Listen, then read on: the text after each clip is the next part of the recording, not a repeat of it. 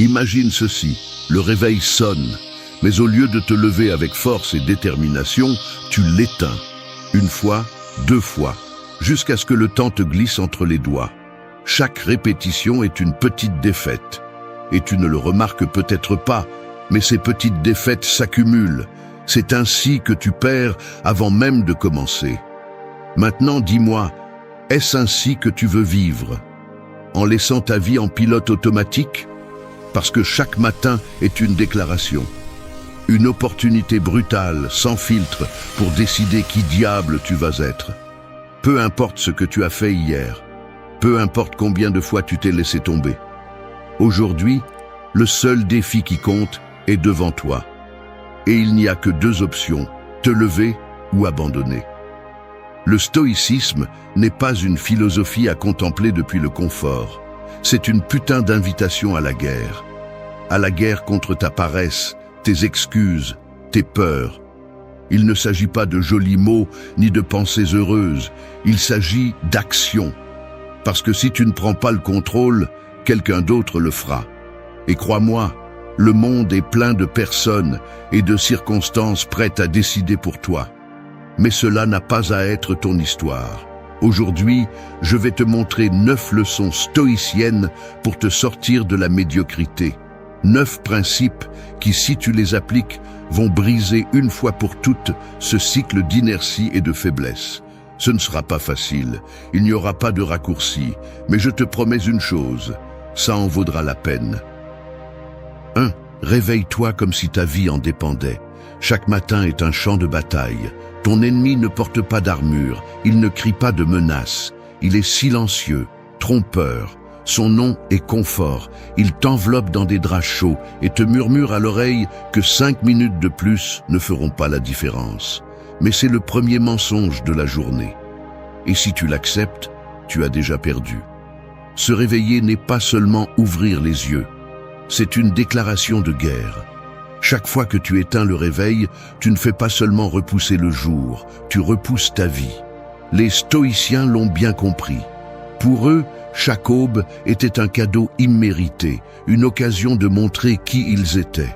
Marc Aurèle, l'un des plus grands empereurs stoïciens, disait « Quand tu te lèves le matin, pense au privilège d'être en vie. » Mais le penses-tu vraiment?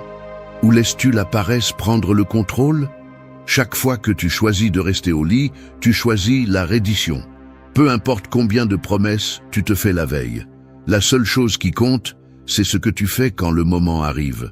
Parce que c'est là que naît le respect de soi.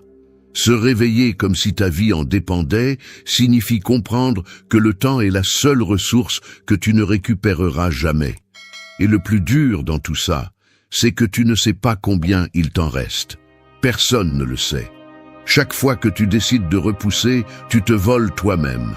Pense à ça. Veux-tu vraiment être ton propre voleur? Les stoïciens pratiquaient la premeditatio malorum, un exercice brutal dans lequel ils imaginaient le pire. Non pas par pessimisme, mais pour être prêt. Demande-toi, et si aujourd'hui était le dernier jour que tu as? Si tu le savais, resterais-tu au lit? Ou te lèverais-tu avec la fureur de celui qui ne compte pas gaspiller une seconde? Épictète disait, ce n'est pas ce qui t'arrive qui te définit, mais comment tu y réponds. Et ta première réponse à la journée est ton réveil. Tu n'as pas besoin d'inspiration, tu as besoin de décision. La motivation est fragile, la décision est inébranlable. Il y aura des jours où chaque muscle te demandera de renoncer. C'est là que tu décides qui tu es. Lève-toi comme celui qui fait face à l'inévitable. Tout cela va apparaître. Mais quand tu te réveilles avec intention, quelque chose change. Tu deviens imbattable. Non pas parce que les obstacles disparaissent, mais parce que tu cesses d'être quelqu'un qui fuit. Fais-en un putain de rituel. Ne fais pas que ouvrir les yeux. Lève-toi avec force. Respire. Sens ton corps. Et rappelle-toi, aujourd'hui est une opportunité que tu ne mérites pas mais que tu as. Ne la gaspille pas. Réveille-toi comme si ta vie en dépendait. Parce que, en réalité, c'est le cas. 2. Brise le cycle de la procrastination. Procrastiner, c'est comme être enchaîné à une chaise dans une pièce sans fenêtre. Tu ne le sens pas au début. C'est confortable, familier. Mais à chaque excuse, les chaînes se resserrent. Je le ferai demain. Je me lèverai plus tard. Je commencerai après. Et ainsi passent les jours, les mois, les années. Quand tu t'en rends compte, la chaise n'est plus seulement un siège, c'est ta prison. Les stoïciens l'avaient bien compris. Le temps est la seule chose que tu possèdes vraiment, et le gaspiller est le pire crime que tu peux commettre contre toi-même. Sénèque disait que nous ne vivons pas une vie courte, mais que nous la rendons courte en la gaspillant. Et il n'y a pas de façon plus insidieuse de gaspiller la vie qu'en cédant au cycle de la procrastination. Chaque fois que tu dis « plus tard », tu ne fais pas seulement repousser une tâche, tu repousses ta croissance, ta discipline, ta propre identité. Le pire, c'est que la procrastination ne se fait pas annoncer. Elle ne frappe pas à la porte. Elle se glisse simplement, déguisée en repos mérité ou en juste 5 minutes de plus. Mais ne te trompe pas. C'est un ennemi silencieux qui vole ta vie sans que tu t'en rendes compte. Et il le fait parce que tu lui donnes la permission. Parce qu'accepter une excuse aujourd'hui ouvre la voie à l'accepter demain. Les stoïciens faisaient face à cela avec une brutalité honnête. Épictète disait « N'explique pas ta philosophie, vis-la ». La procrastination meurt à l'instant où tu décides de faire ce que tu as dit que tu ferais. Parce que l'action, pas les intentions, est ce qui définit qui tu es. Et quand l'esprit te tente de repousser, c'est là que tu dois bouger le plus. Fais-le sans négocier avec toi-même. Ne laisse pas le temps. La pensée de « je n'ai pas envie » n'est pas une vérité absolue. Ce n'est qu'un sentiment passager, un écho du confort qui essaie de te maintenir sur cette chaise. Mais tu n'es pas tes pensées.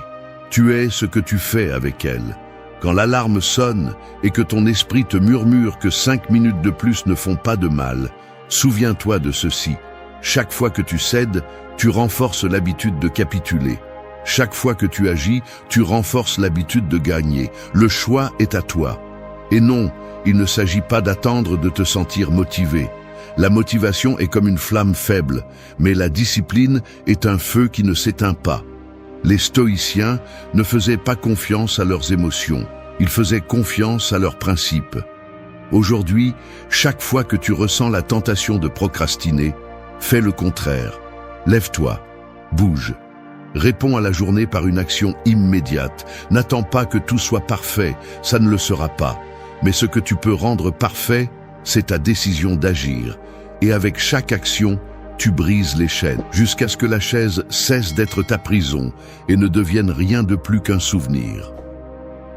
3. Fais en sorte que ton matin ait un but. Se réveiller sans but est comme sortir en mer sans boussole. Tu flottes, tu avances un peu, mais tu n'as aucune idée de où tu vas. Tu te laisses porter par le courant et tu laisses le jour te mener comme il le souhaite. Et c'est exactement ce que fait la majorité. Ils se réveillent parce qu'il le faut, pas parce qu'ils le veulent. Ils commencent la journée comme une corvée, comme s'ils étaient condamnés à vivre en pilote automatique. Mais si chaque matin n'a pas de raison, alors pourquoi se lever? C'est ici que tu te distingues. Parce qu'il n'y a rien de plus puissant que quelqu'un qui ouvre les yeux en sachant exactement pourquoi il le fait. Et je ne parle pas d'une liste de choses à faire ou de tâches sans âme. Je parle d'un véritable but, quelque chose qui brûle en toi. Quelque chose qui fait que sortir du lit n'est pas une obligation, mais une décision. Chaque fois que tu te réveilles sans clarté, tu cèdes le contrôle à tout ce qui se présente. Le bruit extérieur, les messages, les soucis des autres. Tout devient prioritaire parce que tu n'as pas la tienne claire. Et cela te rend vulnérable. Mais quand tu sais pourquoi tu te lèves, rien ni personne ne peut te prendre ce pouvoir. Ton but devient ton bouclier. Tu n'as pas à résoudre le sens de ton existence chaque matin, mais tu peux définir quelque chose qui donne une direction à ta journée. Demande-toi, qu'est-ce que je veux construire aujourd'hui? Quelle version de moi vais-je renforcer? Cela peut être quelque chose de grand ou de petit, peu importe. Ce qui compte, c'est que tu le fasses avec intention. Parce que lorsque tu te lèves avec un but, même les tâches les plus simples prennent du sens. Il ne s'agit plus seulement de remplir, il s'agit d'avancer. Et dans cette avancée, tu te prouves à toi-même de quoi tu es fait. Le doute perd de sa force, l'inertie s'évapore, parce que quand tu as un pourquoi, tu trouves le comment. Mais cela ne se produit pas par accident. La clarté ne tombe pas du ciel. Tu dois la chercher. Consacre quelques minutes chaque soir à visualiser ton lendemain. Que veux-tu accomplir? Quelle attitude vas-tu emporter avec toi? Et plus important encore, comment vas-tu t'assurer qu'aujourd'hui ne soit pas juste une autre journée gaspillée? Ne te contente pas de la tiédeur d'une vie sans intention. Si tu ne choisis pas ton but, quelqu'un d'autre le fera pour toi. Et je te garantis que ce ne sera pas à ton avantage. La différence entre ceux qui mènent leur vie et ceux qui se laissent porter par elle est brutale. Tu décides de quel côté tu veux être. Alors demain, quand tu ouvriras les yeux, que ce ne soit pas par inertie. Lève-toi avec une raison, parce que quand tu vis avec un but, chaque jour cesse d'être une répétition et devient une opportunité. Et les opportunités, mon ami, n'attendent pas. 4. Ton esprit avant le monde. Chaque matin, le monde entier se bat pour ton attention. À peine ouvres-tu les yeux, ton téléphone vibre. Notifications, messages, nouvelles, tout crie pour un morceau de ton temps. Et sans y penser, tu tombes dans le piège. Ton esprit, qui devrait être un territoire souverain, est envahi avant même qu'il ne t'appartienne. Mais ce n'est pas un hasard. Nous vivons à une époque conçue pour te distraire. Chaque son, chaque écran, chaque maudit défilement est fait pour te tenir loin de toi-même. Et si tu le permets, ta journée commencera en désavantage. Car avant que tu aies décidé qui tu veux être, le monde l'a déjà décidé pour toi. C'est pourquoi, avant de faire face au bruit extérieur, tu dois faire un choix, protéger ton esprit. N'accueille pas le chaos alors que ta volonté est encore faible. Lorsque tu te réveilles, ton esprit est comme un champ fraîchement semé. Tout ce que tu sèmes dans ces premières minutes grandira pendant la journée. Et crois-moi, si la première chose que tu consommes est le désordre des autres, tu le porteras avec toi. Commence ta journée comme un gardien. N'ouvre pas le téléphone, n'allume pas la télévision. Ne laisse pas les soucis du monde te dévorer avant d'avoir construit ta propre clarté. Le silence, aussi inconfortable qu'il puisse paraître, est l'endroit où tu te trouves vraiment. Respire, sens ton corps, reconnais que tu es vivant. Cette simple prise de conscience est déjà un acte de pouvoir. Et puis, demande-toi, sur quoi veux-je concentrer mon énergie aujourd'hui? Non pas ce que le monde veut de toi, mais ce que tu veux du monde. Car si tu ne décides pas cela tôt, tu te perdras dans les urgences des autres. Et vivre pour résoudre ce que les autres exigent de toi n'est pas vivre, c'est obéir. Tu n'as pas besoin de heures pour cela. Consacre quelques minutes, réfléchis, écris si tu en as besoin. Laisse ton esprit se calmer avant de t'exposer au bruit. Même si tu as une journée difficile devant toi, ce moment est à toi. Car ce qui compte, ce n'est pas combien le jour est chaotique, mais combien tu es solide pour y faire face. Lorsque tu entraînes ton esprit à résister à l'urgence de l'extérieur, quelque chose change. Tu deviens intouchable, tu décides.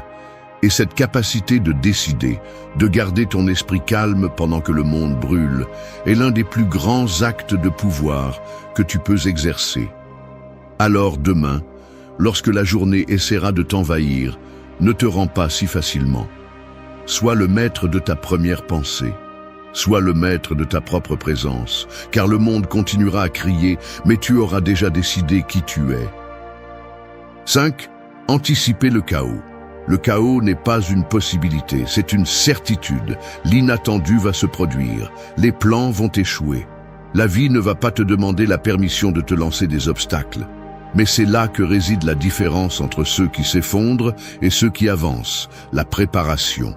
Chaque matin où tu te réveilles sans prévoir ce qui pourrait mal tourner, tu deviens une victime potentielle. Et non, il ne s'agit pas de devenir paranoïaque ou de vivre dans la peur. Il s'agit de comprendre une vérité indéniable. L'adversité fait partie du chemin. Prétendre le contraire est naïf. Mais l'anticiper, être prêt pour ce qui vient, te rend indestructible. Pense à cela. Combien de fois ta journée a-t-elle déraillé parce que quelque chose ne s'est pas passé comme tu l'espérais? Peut-être une réunion inattendue, un problème familial, une défaillance technique. Ce n'était pas l'obstacle qui t'a vaincu, c'était ton manque de préparation. Parce que lorsque tu n'anticipes pas le chaos, le moindre inconvénient te sort du jeu. La clé est d'assumer que le chaos arrivera, mais que tu seras déjà prêt. Chaque matin, avant de te lancer dans le monde, fais une pause. Demande-toi, qu'est-ce qui pourrait être le pire aujourd'hui? Non pas pour te faire peur, mais pour le désarmer. Lorsque tu visualises les problèmes avant qu'ils n'arrivent, tu leur ôtes le pouvoir de te surprendre. Et lorsque le coup arrive, au lieu de trembler, tu penses simplement « je m'y attendais ». Anticiper le chaos n'est pas être négatif, c'est être invincible. Parce que la véritable force ne vient pas d'espérer que tout se passe bien, mais de savoir que tu peux le supporter quand ce n'est pas le cas. Alors que les autres sont paralysés, tu agis. Alors qu'ils se lamentent, tu résous. C'est la différence entre un jour qui te bat et un jour que tu domines. Mais cela demande de la discipline. Il ne suffit pas d'y penser une fois. Fais-en une habitude. Consacre 5 minutes chaque matin pour passer en revue ta journée. Où pourraient surgir des complications? Qu'est-ce qui pourrait te détourner de ton objectif?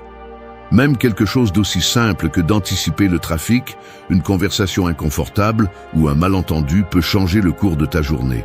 Et lorsque ces problèmes apparaissent, parce qu'ils le feront, tu seras prêt. La préparation signifie aussi contrôler ce que tu peux. Tu ne peux pas prévoir chaque tempête, mais tu peux emporter un parapluie.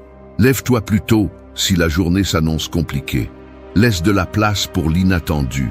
Reste flexible, non pas comme quelqu'un qui craint le changement, mais comme quelqu'un qui l'attend avec les poings serrés et le regard ferme.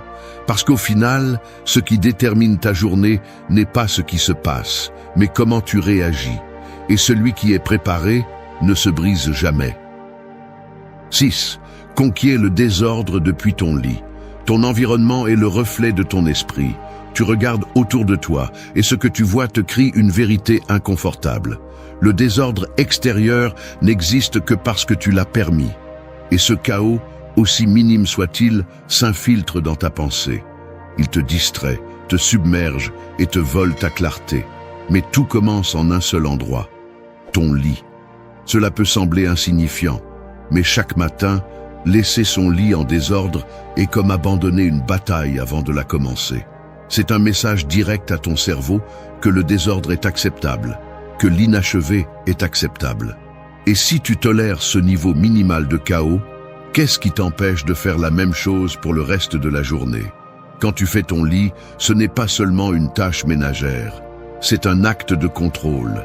C'est prendre le commandement dès le premier moment de la journée. Alors que d'autres commencent leur journée en laissant des choses en suspens, tu commences en fermant une. Cette petite victoire crée un effet domino. Ton esprit reçoit un signal clair. Aujourd'hui, c'est moi qui commande. Et non, il ne s'agit pas de devenir quelqu'un d'obsédé par la perfection. Il s'agit de refuser de vivre parmi les restes d'apathie. Parce que le lit en désordre n'est que le début. Combien d'autres espaces de ta vie reflètent le même manque de décision? La table pleine de papier, les vêtements accumulés sur la chaise, les assiettes qui ne sont jamais lavées. Chacun de ces désordres est un rappel silencieux de ce que tu laisses en suspens.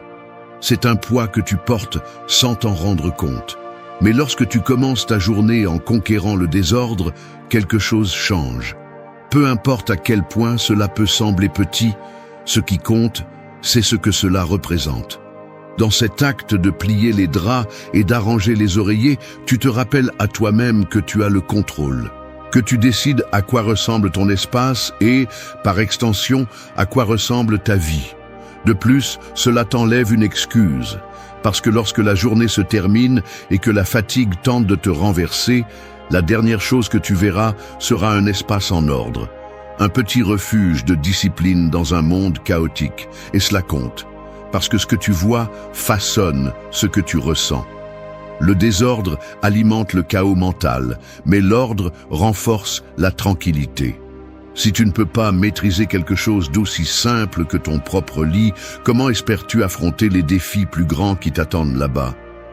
La réponse est évidente. C'est pourquoi, chaque matin, alors que d'autres laissent le désordre derrière eux, tu choisis de l'affronter.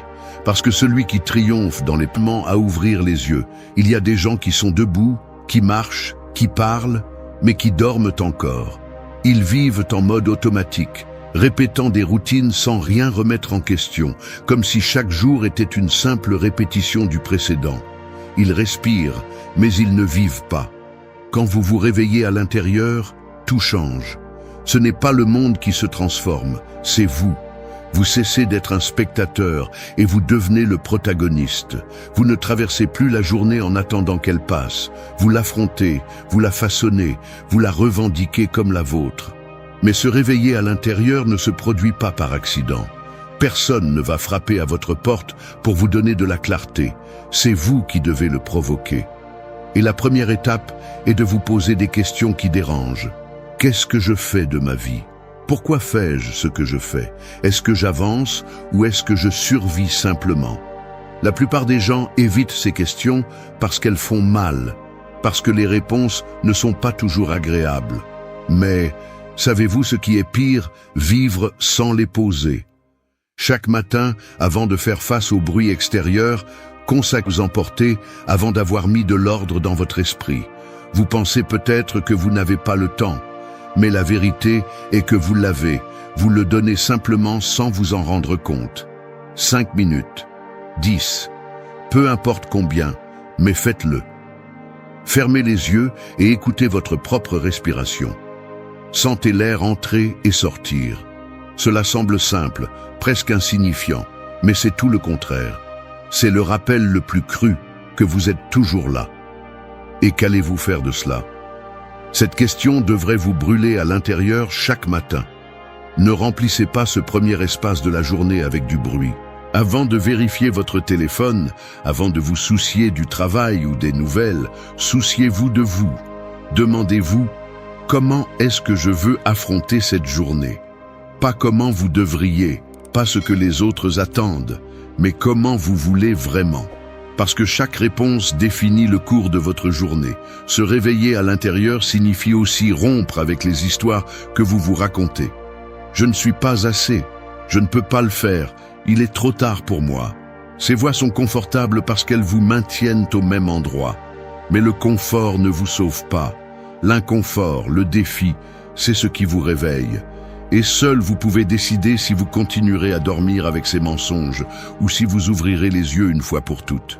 Chaque jour est une occasion brutalement honnête de vivre avec intention ou de rester éteint.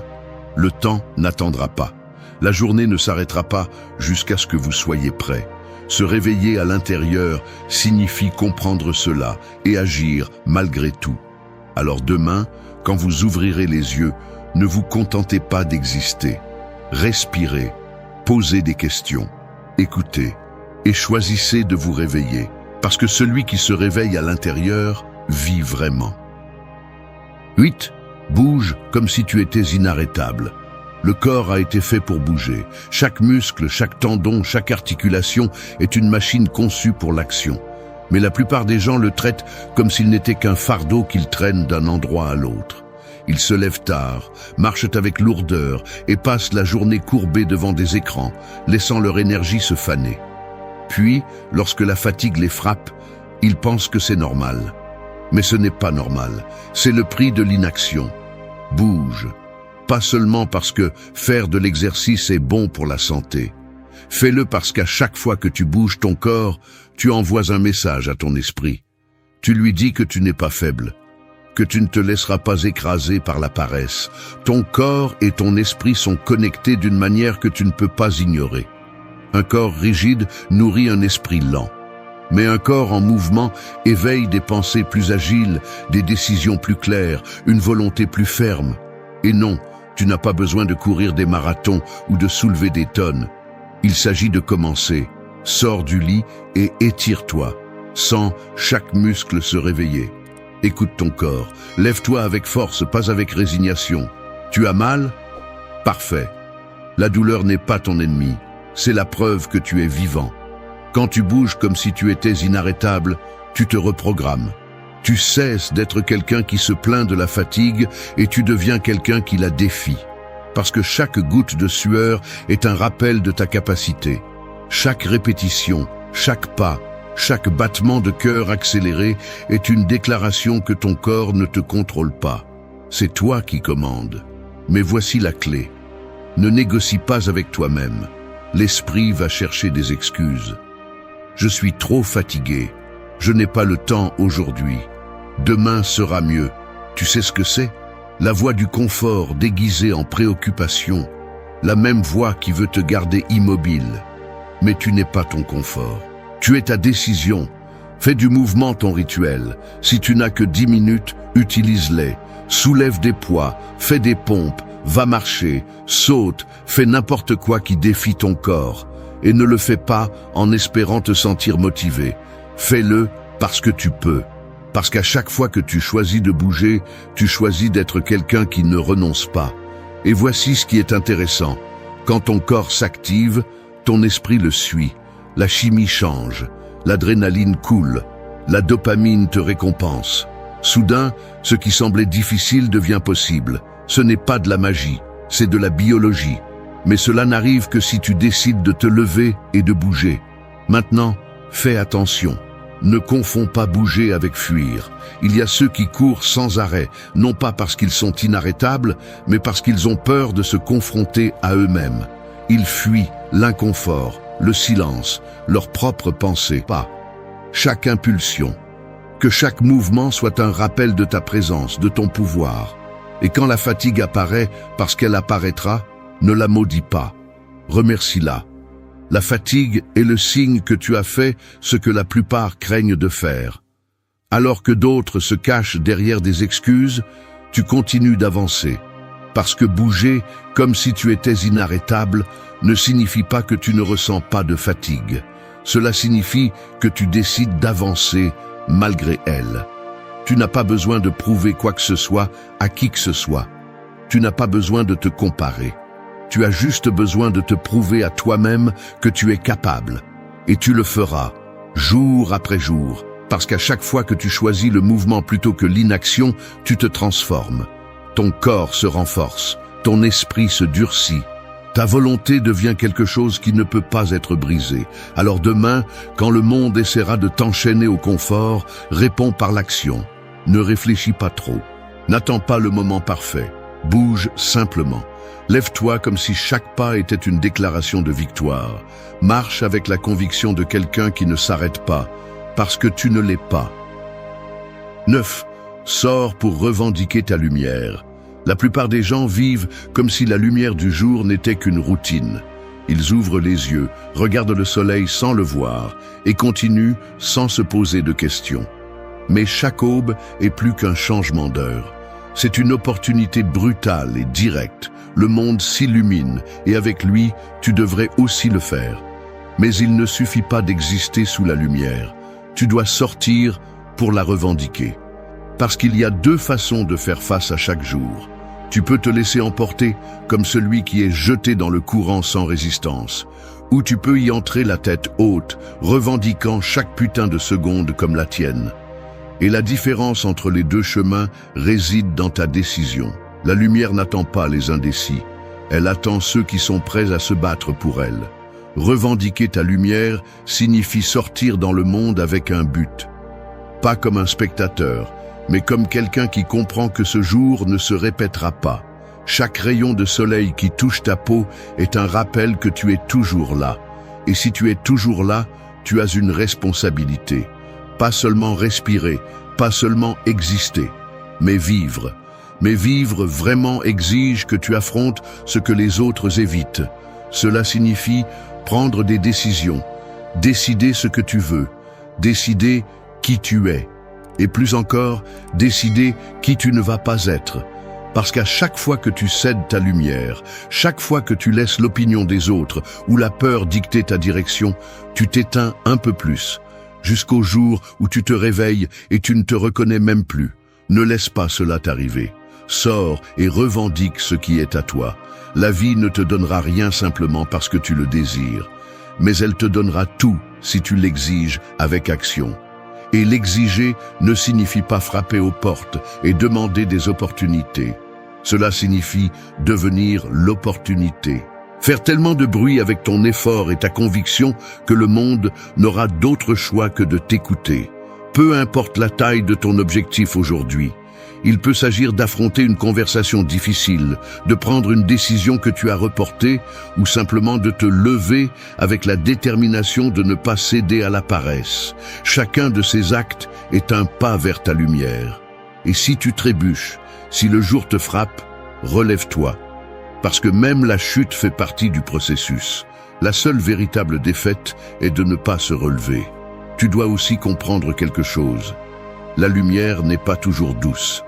Il y a des jours où elle brûle, où chaque pas semble être une lutte sans sens. Mais c'est là que ton véritable caractère est mesuré. Es-tu de ceux qui se cachent dans l'ombre, ou es-tu de ceux qui avancent même lorsque le soleil brûle? Parce que revendiquer ta lumière ne signifie pas sourire à chaque obstacle.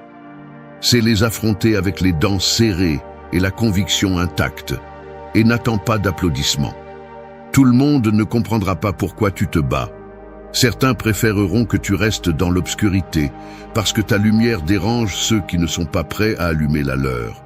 Mais ce n'est pas ton problème. Ta tâche n'est pas de faire en sorte que les autres approuvent ton chemin.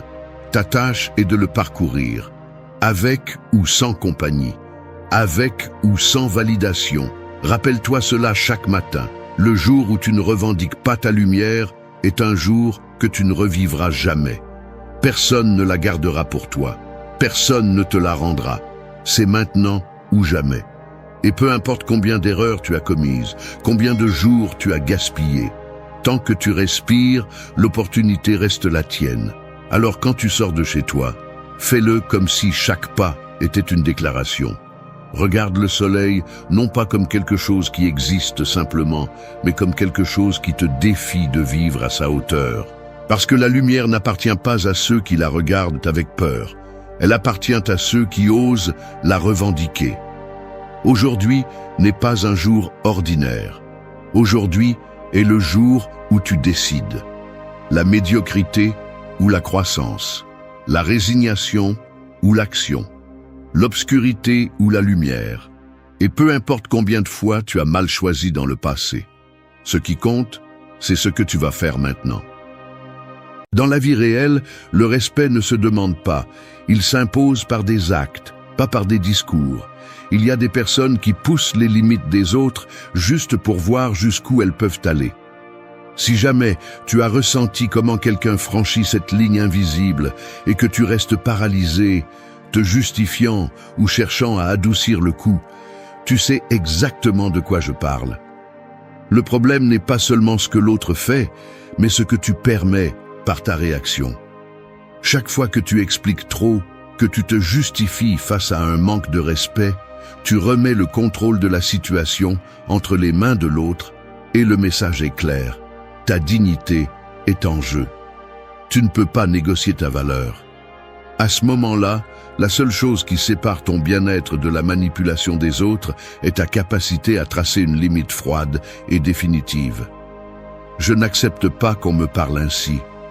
Cette phrase, prononcée sans trembler et suivie du silence, pèse plus que n'importe quel argument.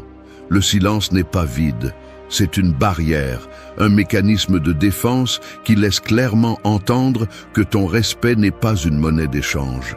La plupart des gens ne supportent pas le poids de ce silence, car ils dénudent leur stratégie et leur renvoient le miroir de leur propre comportement. Ici, il ne s'agit pas de plaire, ni de prouver que tu as raison. Il s'agit de protéger ton énergie comme si c'était une ressource limitée. Ainsi, chaque fois que tu choisis le silence plutôt que la réaction, tu entraînes ton caractère et enseignes, sans mots, comment on doit te traiter. Défendre ta paix n'est pas de l'arrogance, c'est de la discipline. Personne n'a un accès illimité à ta dignité. 1. Fixez la limite sans vous justifier. Si vous ne fixez pas la limite, tout le monde pense qu'il peut la pousser autant qu'il le souhaite. C'est aussi simple que cela. Les gens ne respectent pas ce que vous ne protégez pas. Et si vous attendez que le respect soit automatique, vous vivez dans une fantaisie enfantine. Arrêtez de chercher des raisons pour vous justifier devant ceux qui vous méprisent. Chaque fois que vous essayez d'expliquer pourquoi vous méritez du respect, vous vous rabaissez, vous vous abandonnez et vous leur donnez la clé pour franchir cette ligne encore et encore. Le respect de soi ne se négocie ni ne se discute. Il s'impose par des faits, pas par des discours doux ni des supplications déguisées en arguments. Vous n'avez pas à convaincre qui que ce soit de votre valeur. Pourquoi continuez-vous à agir comme si votre dignité était une question ouverte au débat? L'erreur la plus courante est de croire que vous devez justifier chaque limite, comme si l'autre personne avait droit à une explication, ou pire encore, à une seconde chance, après vous avoir piétiné. Non. Une phrase suffit, ferme et contenue. Je n'accepte pas qu'on me parle ainsi. Vous la dites une seule fois, sans tremblement dans la voix, sans fioriture, et surtout sans ajouter d'excuses ni de longues histoires qui affaiblissent votre position. Si on vous lance une grimace, un rire nerveux ou un commentaire sarcastique, restez dans le silence absolu. Ne nourrissez pas le cycle. Ne tombez pas dans le piège de nuancer votre limite pour que l'autre ne se sente pas mal à l'aise. Chaque mot supplémentaire est un recul, une invitation à tester jusqu'où ils peuvent vous pousser avant que vous ne craquiez. La vérité inconfortable est que celui qui franchit vos limites le fait parce qu'il a déjà vu que votre réaction est faible, prévisible ou complaisante. Si vous vous justifiez, vous devenez complice de votre propre épuisement émotionnel. Le silence, après avoir fixé la limite, est le véritable coup. Vous faites clairement comprendre qu'il n'y a pas d'espace pour négocier votre respect. Le silence met mal à l'aise l'abuseur, l'oblige à se confronter à lui-même et lui montre que son pouvoir s'arrête là où commence votre fermeté. Ce n'est pas de l'orgueil vide, c'est de l'autocontrôle. Vous cessez de donner votre énergie émotionnelle à ceux qui ne l'ont pas méritée. Comprenez-le une bonne fois pour toutes. Le respect que vous recherchez à l'extérieur naît de la limite que vous maintenez à l'intérieur. Si vous n'êtes pas capable de supporter l'inconfort de déranger, vous ne briserez jamais le schéma qui vous maintient piégé dans des relations malsaines. Vous n'avez pas à expliquer votre fatigue, votre colère ou votre désir qu'on vous parle bien. Celui qui ne le comprend pas en une seule phrase ne le comprendra pas même si vous lui écrivez un essai. C'est ainsi que l'on entraîne le muscle de la dignité. C'est ainsi que l'on coupe l'accès à votre paix intérieure. La limite ne se supplie pas, elle s'établit. N'expliquez pas votre respect, faites-le ressentir. 2. Parle clairement, puis garde le silence. Cela t'arrive au travail, en famille, dans la rue, ou même avec quelqu'un que tu considérais proche. Une phrase malveillante, un commentaire cinglant ou une attitude qui te laisse le cœur serré, comme si tu recevais une facture qui ne t'appartient pas. À ce moment-là, l'esprit commence à s'agiter, hésitant à répondre. Comment le faire si tu vas faire trop de bruit ou si tu es trop sensible? L'impulsion de clarifier, de te justifier ou d'adoucir ce que tu ressens se déclenche comme un réflexe appris après des années à vouloir maintenir l'harmonie à tout prix, même si cela implique de renoncer à ton propre bien-être. L'inconfort pèse, mais la peur du conflit se déguise en prudence et tu finis par te taire ou pire, à laisser le manque de respect s'installer comme quelque chose de tolérable. La clé est de briser ce cycle automatisé où ta réaction ne fait qu'alimenter le schéma de l'autre. Parler clairement, une seule fois, sans fioriture ni hésitation, est bien plus difficile qu'il n'y paraît. Non seulement par peur de la réaction de l'autre, mais aussi à cause de la bataille intérieure. Cette partie de toi qui veut éviter l'inconfort à tout prix, même si le prix est ta propre dignité. Dire « je n'accepte pas que tu me parles ainsi » n'est pas seulement une phrase, c'est une déclaration que la négociation est terminée. C'est là que commence le véritable défi, résister à la tentation de continuer à parler, de t'expliquer, de chercher à ce que l'autre comprenne ou accepte ta limite. Si tu le fais, tu jettes par-dessus bord le travail que tu as fait pour la poser. Garder le silence, après avoir parlé clairement, est un acte de maîtrise de soi, de respect réel envers toi-même, même si l'inconfort te ronge de l'intérieur. Le silence est inconfortable, car il te confronte à l'anxiété de ne pas savoir comment l'autre réagira, mais c'est justement ce malaise qui renforce ton caractère. C'est ici que se musclent les émotions, où tu apprends à tolérer le poids de la tension sans céder. Il ne s'agit pas d'être froid ou indifférent, mais d'assumer la responsabilité de protéger ton espace psychologique. Chaque fois que tu te justifies ou que tu expliques trop, tu perds du terrain. Chaque fois que tu gardes le silence après ta phrase, tu regagnes du pouvoir et tu enseignes à l'autre que ta dignité n'est pas à vendre. Ne confonds pas silence et soumission. Le silence, lorsqu'il suit une déclaration ferme, est la ligne à ne pas franchir. La réaction de l'autre ne te définit pas. Ta réponse, si. Parlez clairement. Gardez le silence. C'est la structure qui transforme la dynamique. Le respect se construit dans l'espace où les autres comprennent qu'ils n'ont plus la permission de t'envahir. Personne ne peut discuter de ta valeur si tu ne la mets pas en jeu. La clarté et le silence sont tes meilleurs alliés. N'explique pas ce que tu as déjà clairement établi avec tes limites. Ta paix vaut plus que n'importe quelle approbation passagère. 3. N'explique pas ta décision à personne. Je te le confie. La plus grande partie de ma vie, j'ai ressenti une pression absurde à expliquer chacune de mes décisions, comme si le monde entier avait le droit d'auditer mes choix et de rendre un verdict. C'est un mécanisme si automatique que tu ne te rends même pas compte de quand cela a commencé. Tu sais juste que tu traverses la vie en portant une sorte d'obligation invisible de justifier chaque limite, chaque préférence, chaque non que tu dis. Et le pire, c'est que ce besoin de t'expliquer vient bien souvent de la peur de passer pour quelqu'un d'égoïste, de froid ou d'insensible, alors qu'en réalité, tu essaies simplement de protéger ton espace. Mais voici le problème, plus tu expliques, plus tu ouvres la porte à ce que les autres remettent en question ce que tu as déjà décidé. Tu deviens un otage de leurs opinions parce que tu leur donnes du matériel pour argumenter, pour négocier, pour te pousser là où cela les arrange. L'impulsion d'expliquer n'est pas innocente. C'est une stratégie inconsciente pour éviter de te sentir coupable, pour chercher l'approbation et surtout pour éviter cette brutalité d'inconfort qui apparaît quand quelqu'un est contrarié parce que tu as posé une limite. Il faut comprendre une bonne fois pour toutes que l'explication est, presque toujours, une faiblesse déguisée en courtoisie. Quand tu décides que ta limite est valable, mais que tu ressens le besoin de l'orner d'excuses, tu entres dans un cycle où ta décision dépend de la validation des autres. C'est comme si tu demandais la permission de te protéger. Combien de fois as-tu ressenti ce vide dans l'estomac juste après avoir donné une raison de trop? C'est le prix à payer. Chaque explication inutile est une fracture dans ton caractère. Un signe que tu es encore attaché au désir d'être compris plutôt que respecté. Ici entre en jeu l'analyse froide. Si ta décision est cohérente avec tes valeurs, elle n'a pas besoin d'être expliquée. Celui qui exige des raisons derrière une limite claire ne cherche généralement pas de compréhension. Il cherche une faille pour affaiblir ta position. Ne pas expliquer ta décision n'est pas un manque d'empathie, c'est un filtre contre les manipulations. Si quelqu'un se sent mal à l'aise parce que tu ne justifies pas ta limite, cet inconfort appartient à l'autre, pas à toi. Le respect ne se négocie pas autour d'une table de débat, il se maintient dans la pratique quotidienne. Chaque fois que tu te tais après avoir posé une limite, tu entraînes le muscle de l'autonomie.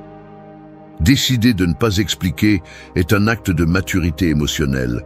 Tu n'as pas besoin de convaincre pour te tenir debout. La dignité n'a pas de note de bas de page. C'est la ligne emblématique. Ta décision ne nécessite ni permission, ni applaudissement. La seule explication dont tu as besoin est celle que tu te donnes à toi-même, et cela suffit. La véritable liberté émotionnelle commence quand tu cesses de justifier ce que tu as déjà décidé de protéger. 4. Le silence renforce ta position. Une porte en acier se ferme d'un seul mouvement, net et définitif. Pas besoin de grincer ni de craquer. Il suffit de ce bruit sourd et l'image est claire. Celui qui est dehors n'entre plus et celui qui est dedans décide de l'accès. C'est ainsi que fonctionne le silence lorsque tu marques ta limite. Ce n'est pas un vide inconfortable, c'est une barrière physique, palpable, qui coupe la conversation à la racine et laisse flotter le message. Jusqu'ici. Observe la scène. Après ta phrase brève et ferme, l'air devient dense, les gestes se figent, les mains se déplacent à la recherche de justification dans l'air. Mais tu maintiens le regard fixe, le corps droit, la bouche fermée avec une détermination qui se ressent dans les épaules tendues et la mâchoire serrée. Le silence n'est pas passivité, c'est une présence active. C'est la décision, visible dans chaque muscle, de ne pas offrir une parole de plus. La réaction de l'autre, en général, est d'essayer de reprendre le contrôle avec des gestes nerveux ou des phrases courtes qui cherchent à ouvrir une fissure dans ta fermeté. Il se peut qu'il élève la voix, s'agite, cherche ton regard en espérant une explication, une porte entrebâillée pour se glisser à nouveau dans ton espace. Mais il ne la trouve pas. Le silence pèse comme une dalle, et dans ce poids, l'autre commence à sentir la véritable portée de ta limite. Rien n'est plus inconfortable pour celui qui est habitué à pousser que de se heurter à un mur qui ne répond pas. Celui qui abuse, celui qui manipule, dépend de ta réaction. Lorsque le silence s'installe, la tension se déplace sur ses épaules, pas sur les tiennes. Le pouvoir change de main sans que tu aies à t'efforcer de crier, de discuter ou de convaincre. C'est ici que beaucoup de gens échouent. Ils se sentent responsables d'alléger l'inconfort, de remplir l'espace avec des explications ou des phrases conciliantes. Mais chaque fois que tu cèdes et parles, tu perds du terrain. Le silence est ta déclaration la plus percutante. Il n'y a pas d'argument qui le surpasse, ni de justification qui l'affaiblisse. Celui qui ne répond pas commande. C'est la loi non écrite des dynamiques humaines. Parfois, l'absence de réponse est le message le plus clair. L'autre apprend qu'il ne peut plus négocier avec toi, que ta dignité n'est pas en jeu et que son opinion n'a pas d'accès direct à ta paix intérieure. Dans la vie réelle, cela se traduit par des gestes concrets. Tu ne baisses pas les yeux, tu ne te recroquevilles pas, tu ne bouges pas de ta place. Tu respires profondément et tu laisses le silence faire son travail. Tu peux remarquer comment l'autre personne s'inquiète, se tortille, cherche une réaction et ne l'obtient pas. C'est à ce moment-là que ta position se renforce, non pas par ce que tu dis, mais par ce que tu refuses de dire. Le silence est un mur invisible. Seul celui qui a appris à soutenir cette tension sait combien c'est difficile et libérateur. Ne pas répondre, c'est aussi répondre. C'est la formule. Si tu veux que tes limites soient respectées, apprends à laisser le silence parler pour toi. 5. Ne réagis pas aux provocations vides. Tout ce qui t'est lancé ne mérite pas de réponse. C'est aussi brutal que ça. La règle que personne ne veut accepter. La plupart réagissent par réflexe, comme si chaque provocation était une obligation, comme si tu étais attaché à une corde invisible que l'autre peut tirer quand il le veut. Te rends-tu compte de la facilité avec laquelle il te manipule quand tu entres dans ce jeu? Chaque fois que tu sautes devant une provocation vide, tu remets le contrôle de tes émotions entre leurs mains et tu te rabais au niveau de celui qui cherche à te faire perdre ton calme. C'est le piège. Ils te tentent avec des phrases conçues pour te mettre hors de toi, pour que tu te justifies, pour que tu montres de la faiblesse et que tu commences à danser au rythme de leurs insécurités. Ils le font parce qu'ils savent que, si tu réagis, ils ont déjà gagné. Tu n'as pas besoin d'entrer dans chaque discussion ni de prouver que tu as raison devant ceux qui ne méritent même pas ton explication. Celui qui cherche à te provoquer ne veut pas de dialogue, il veut du spectacle. Ne lui donne pas le plaisir de te voir perdre le contrôle. La réaction automatique est l'ennemi. Celui qui te provoque veut te voir exploser, il veut t'entraîner à son niveau et voir comment tu t'épuises. Si tu tombes dans le piège, tu lui confirmes qu'il a du pouvoir sur toi. C'est ici que le muscle de la tempérance s'entraîne vraiment. Ne réagis pas. Laisse les mots passer comme un vent froid. Qu'ils s'épuisent seuls en attendant une réponse qui ne viendra jamais. S'ils exigent que tu répondes, s'ils t'accusent d'être distant, indifférent ou faible pour ne pas combattre leur bataille, souris intérieurement. Seul celui qui n'a pas de contrôle sur lui-même a besoin de combattre chaque provocation. Celui qui réagit perd. c'est la sentence. Si tu cherches le respect, tu ne le trouveras pas dans l'arène de celui qui te provoque, mais dans la solidité de celui qui n'a pas besoin de se défendre contre des attaques vides. Ne confonds pas le silence avec la lâcheté. C'est la réponse mature face à des jeux d'enfants. Celui qui veut te provoquer ne mérite ni ton énergie, ni ton temps. Si tu réponds, tu t'enlises dans la boue.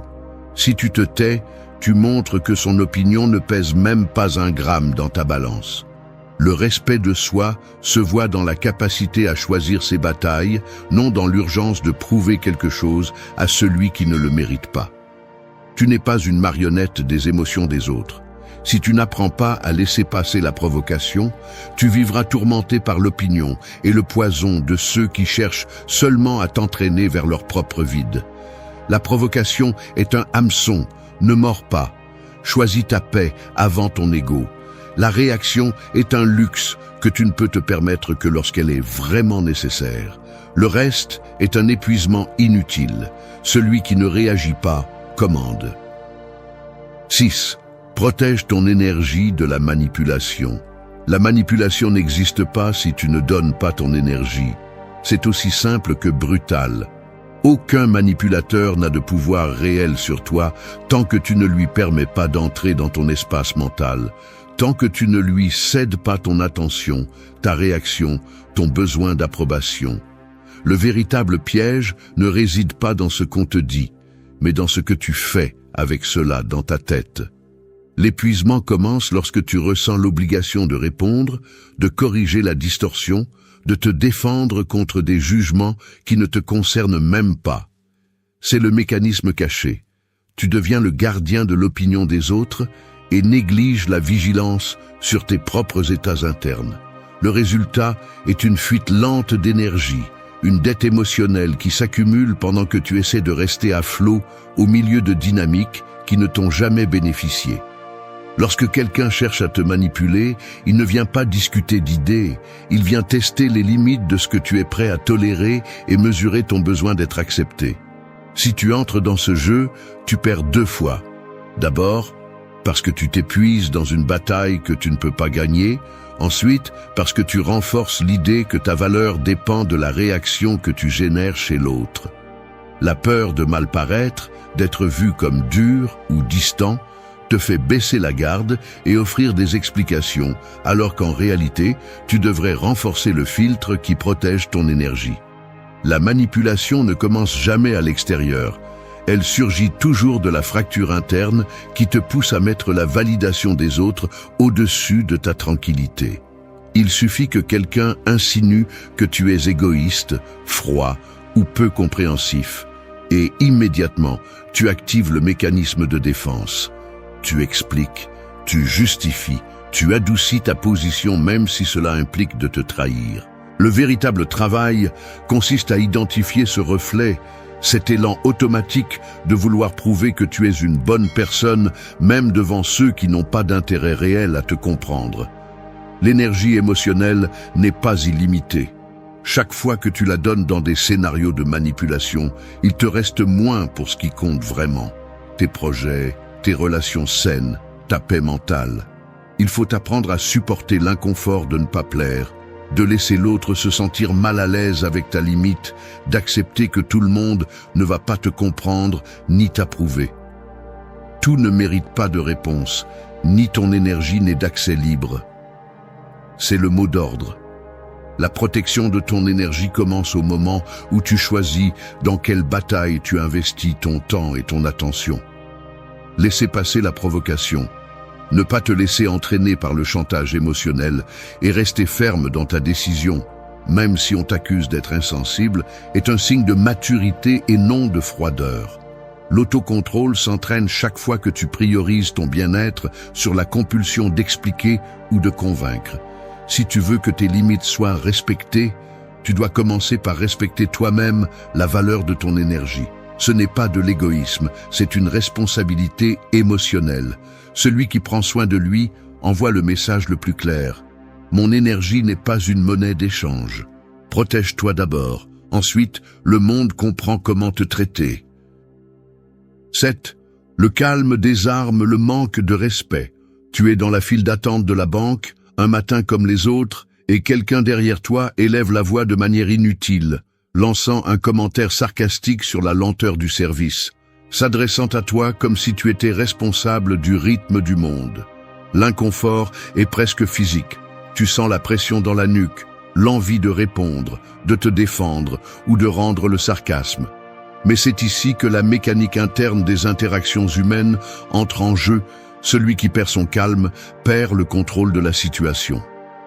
La plupart tombent dans le piège de réagir, d'élever le ton ou de s'expliquer, comme si le respect dépendait d'un échange de mots ou d'une défense immédiate.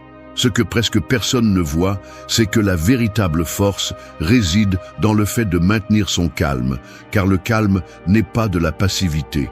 C'est un choix conscient qui change la structure du pouvoir dans la dynamique. Quand quelqu'un cherche à te provoquer, son attente est que tu entres dans le jeu, que tu répondes au même niveau et que tu t'épuises émotionnellement. Mais si tu restes ferme, sans élever la voix ni te justifier, l'autre se retrouve exposé face à son propre manque de contrôle. Le calme désarme car il annule la réaction qui alimente le cycle du manque de respect. Il n'a pas besoin d'explication, ne cherche pas de vengeance. Il définit simplement une frontière mentale. Ici, tu n'entres pas. L'effort réel réside dans le maintien de cet état intérieur, car l'esprit veut sauter, veut se défendre, veut régler des comptes.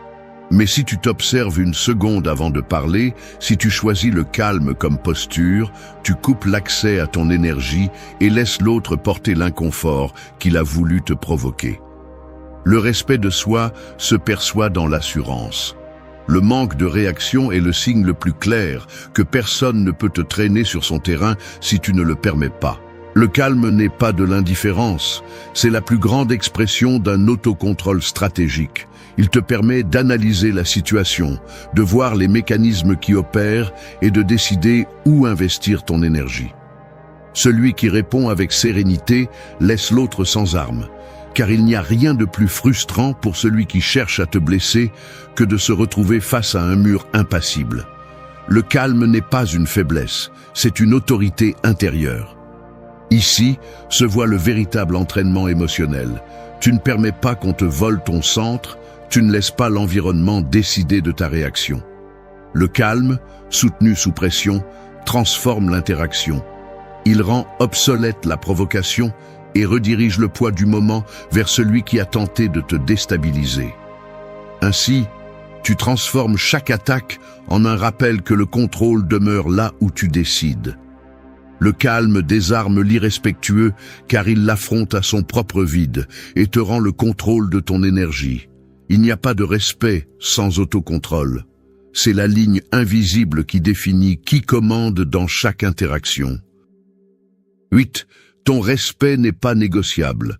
Parfois, je me surprends à repasser en silence des conversations qui n'ont même pas eu lieu, à répéter des réponses, à mesurer le ton, à imaginer l'expression de l'autre personne, comme si mon respect était mis à l'épreuve à chaque phrase que je prononce. Il y a une lourdeur dans la poitrine, une tension qui te pousse à serrer les mains ou à bouger les pieds sous la table, tandis que ton esprit calcule le risque de déranger quelqu'un en défendant ton espace.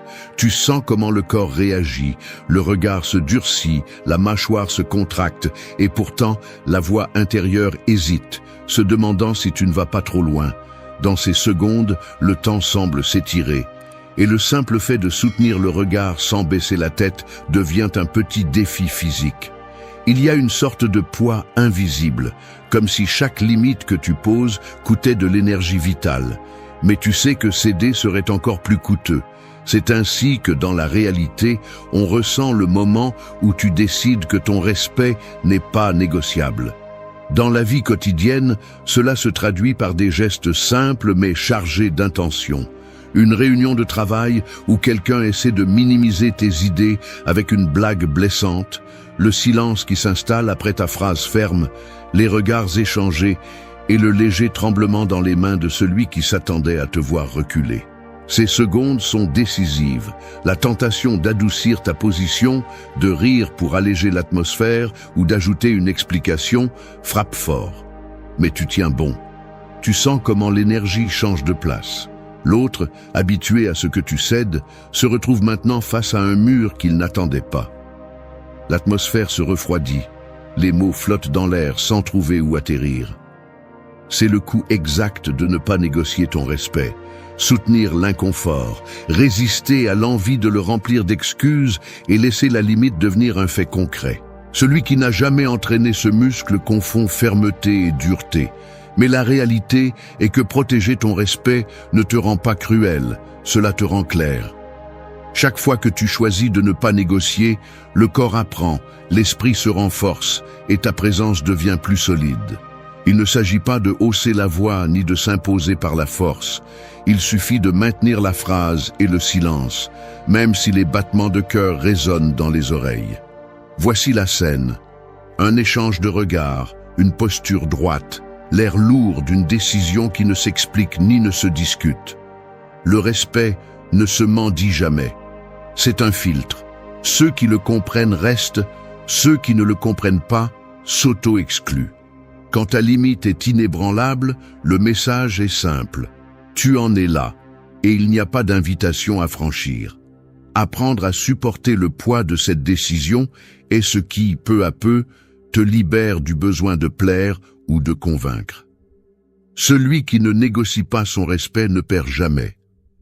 C'est ici que se joue ton autonomie réelle. 9. Enseigne aux autres comment te traiter. La façon dont tu permets qu'on te parle, qu'on te regarde, qu'on te traite est comme un manuel d'instruction que tu remets, même si tu ne t'en rends pas compte, depuis le premier geste jusqu'au dernier mot. Ce n'est pas un mystère. Chaque fois que tu avales un mépris et que tu souris, chaque fois que tu minimises un manque de respect avec une blague ou que tu fais semblant que tout va bien pour ne pas déranger, tu écris en grand. Ça va, tu peux recommencer. Ne te laisse pas tromper par l'excuse de la prudence, de l'empathie ou parce que tu ne veux pas de problème. En réalité, c'est du confort déguisé en vertu. Attendre que les autres devinent comment te traiter sans que tu le précises est comme attendre qu'on te rembourse une dette que tu n'as jamais réclamée. Le monde ne va pas lire dans tes pensées ni s'arrêter pour tes besoins non exprimés. Le respect s'enseigne, il ne se mendie pas. Cesse de penser que poser des limites est être hostile. Ce qui est vraiment hostile, c'est de permettre l'invasion et ensuite de se plaindre en silence, comme si tu étais une victime du hasard. La dignité ne se négocie pas autour de la table, ni ne se discute en groupe. Elle se démontre par une seule instruction claire et le courage de la maintenir. Lorsque tu tolères l'intolérable, le message est brutalement simple. Je ne valorise pas mon espace, donc n'importe qui peut entrer. Et attention, ne blâme pas ton environnement, ta famille, ton patron ou tes amis. Celui qui n'enseigne pas permet. Le manque de respect répété n'est pas un accident, c'est de la programmation. Si ce n'est pas toi qui fixes le cadre, les autres l'imposent à ta place. Personne n'apprend à bien te traiter par osmose. Tu dois le laisser clair ou accepter les conséquences. Le traitement que tu reçois est celui que tu enseignes à tolérer. Si cela ne te plaît pas, change-le. Ne cherche pas d'excuses dans la culture, dans les coutumes ou dans les histoires qu'on t'a racontées sur le fait de ne pas faire de vagues. Cesse de cacher ta peur de confronter sous le déguisement de la courtoisie. Chaque fois que tu cèdes, que tu minimises un manque de respect, que tu justifies des comportements d'autrui pour éviter une conversation inconfortable, tu t'entraînes à être ignoré. Et ensuite, tu te demandes pourquoi personne ne te prend au sérieux, pourquoi tes limites sont du papier mouillé. Personne ne respectera ce que tu piétines toi-même. C'est aussi simple que cela.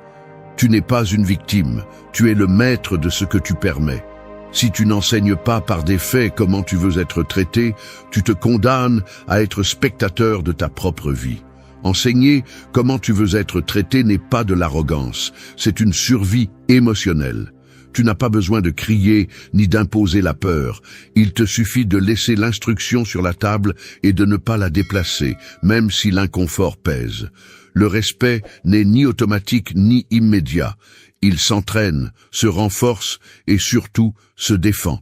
Si tu ne supportes pas la tension de poser des limites, prépare-toi à porter le poids de l'insatisfaction et du ressentiment. La limite que tu n'enseignes pas finit par dévorer ton énergie et ta paix. Le respect s'éduque à coups de clarté, pas de résignation. Décide si tu continues à attendre des miracles ou si, une fois pour toutes, tu prends le contrôle et enseignes aux autres comment te traiter. 10. Défends ta paix avant tout. Ta paix n'est pas à vendre, ni à tempérament, ni en promotion spéciale. C'est la vérité qu'il est difficile de soutenir dans un monde qui exige, à chaque pas, que tu t'expliques, que tu cèdes, que tu fasses preuve de flexibilité même si cela te laisse sans air. Le véritable conflit n'est pas à l'extérieur. Il vit dans la tension interne entre ce besoin de plaire et la nécessité vitale de te protéger. Chaque fois que tu privilégies l'harmonie extérieure à ton équilibre intérieur, ce que tu fais réellement, c'est hypothéquer ton bien-être pour acheter une acceptation bon marché.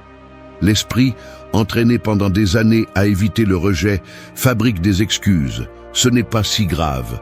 Mieux vaut ne pas en faire tout un drame. Peut-être que j'exagère. Mais la facture émotionnelle arrive de toute façon, silencieuse et cumulative, te volant énergie et clarté. Défendre ta paix est un acte de rébellion intime. Cela nécessite de reconnaître la racine de l'inconfort que tu ressens lorsque tu te tiens ferme. Ce n'est pas la peur de l'autre, c'est la peur de perdre l'image de bonne personne qui te protège du jugement des autres. Le véritable travail commence lorsque tu cesses de négocier avec toi-même pour plaire aux autres. Combien de fois t'es-tu senti vidé, creux, avec la sensation d'avoir donné trop lors d'une conversation qui ne méritait même pas ton temps? C'est le signal interne que tu ne peux pas ignorer. La paix se défend en silence, pas à grands cris ni avec des explications. Le mécanisme est simple et brutal. Celui qui exige que tu sacrifies ta tranquillité pour maintenir un lien ne pense jamais à ton bien-être, seulement à son confort. Chaque fois que tu te justifies ou ouvres des portes pour que d'autres commentent tes limites, c'est toi qui paies le prix, pas eux. Apprendre à supporter le malaise de décevoir ou d'incommoder est l'entraînement essentiel. La maturité émotionnelle ne se mesure pas par la capacité à t'adapter à l'environnement, mais par la force de maintenir ta frontière interne, même si cela signifie être mal compris. Je préfère incommoder que de me trahir. C'est le mot d'ordre. La paix intérieure est un filtre. Tout ce qui la traverse sans permission est une dette qui ensuite génère des intérêts sous forme d'anxiété, de ressentiment ou d'épuisement. Personne ne va la défendre pour toi. Personne ne va te donner la permission de te prioriser. C'est une décision quotidienne, si intime que parfois personne ne la remarque, mais qui change le cycle complet de ta vie. Ce que tu ne défends pas, le monde le prend pour disponible. Protège-toi. Personne d'autre ne le fera avec la détermination que tu peux entraîner. Merci d'être resté jusqu'à la fin de la vidéo. Si vous avez tout vu, commentez « Je suis stoïcien » comme notre signe secret, indiquant que vous êtes un véritable apprenant du stoïcisme. N'oubliez pas de vous abonner et de liker la vidéo si elle vous a plu. Rendez-vous dans la prochaine vidéo et rappelez-vous, continuez à cultiver votre esprit stoïque.